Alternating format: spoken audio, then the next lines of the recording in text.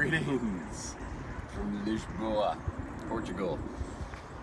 And if you didn't know, Lisboa is actually the second oldest city in the entirety of Europe, only behind Athens, Greece.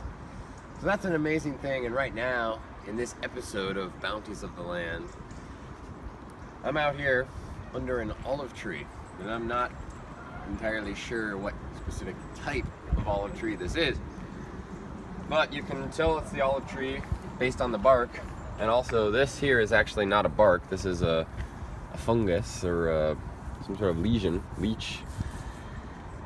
And this is growing on the bark here, and it's very common. As you can see out here, there's actually many olive trees. I'm out here in what we would call the woods. The woods just happen to be full of olive trees. How convenient.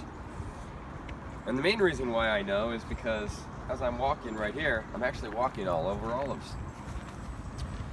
And now this must be some kind of, native olive. This would definitely not be the kind of olive that someone would breed, in some kind of a farm, because these olives are super small. There's these little tiny mini olives, but they are olives nonetheless. And without paying attention, you don't really notice because they just sort of blend in with the land. They look like a little, pebble or a little piece of tree. But there's actually thousands of these olives all over the ground here. And all I have to do is stoop down and pay attention, and there they are. So just in the matter of seconds, in one spot, I've already picked up a whole handful of olives. Now, of course, olives are extremely nutritious, and they're also extremely delicious.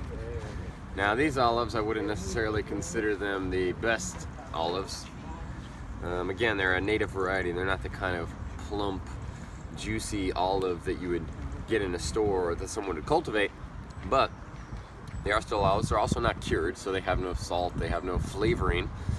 And most olives that anybody ever eats, in fact, I could only mention on my hand, how many times I've actually tried an uncured and unseasoned olive.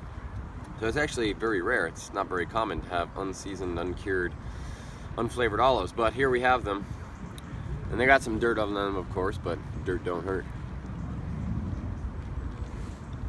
And it's mostly seed. And of course, you need to always remember there are seeds, pits, I guess is what they would be called, pits. Pits inside of here would be very hard. But yeah, there we have it. It's an olive. Extremely nutritious, extremely delicious, super abundantly sustainable. And like I said, it's just out here growing. No one's out here harvesting these, no one's picking these, no one's utilizing these.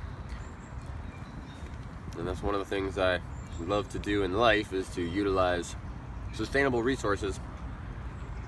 And that's what I love to show and share with you here in these Bounties of the Land.